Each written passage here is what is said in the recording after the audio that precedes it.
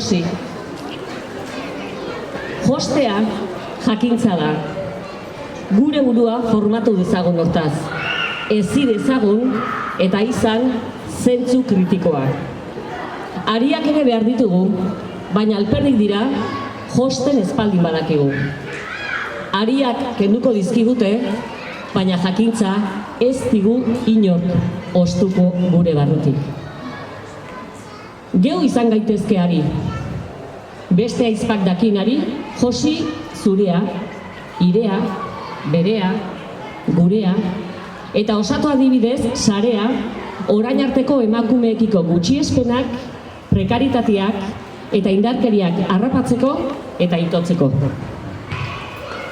Josi gure gaitasunak, erabakimena geure esku izan dezagun. Geuk erabaki dezagun zer egin. Geuk aukeratu oihala. Geuk hartu neurria. Eta geure gona motzerako erabili. Galtza luzeak egiteko, edota buruko zapirako edo gobararako. Jakitun, gure arteko iritzi kontrajarrietan korapilatu gaitezkeela eta horratzez zulatu gure artean.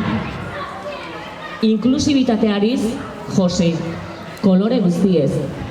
Gure azala zuria da, eta beltzarana, eta berdozta, eta guztiak more. Antolatu bakoitzaren indarra eta Josi elkarren ezagutzaz.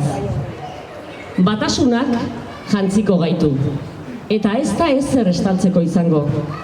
Ikus gaitzaten baizik. Adinak adin, aurrean, parean gaudela ikustarazteko. Pentsiodunaren esperientzia eta aldarrikapena, aintzat hartu gabeko zaintzailearen indarra maigabea, feminizatutako lanaren prekaritatea, ipurtagirian zeutzia badaukagu, lana badaukagu. Aldarrikapenez, bazterrak Josi behar ditugu. Josi eta Josi. Az gaitezen oraintxe bertan gure artekoa Josiz. Eta ongi etorri berriz ere.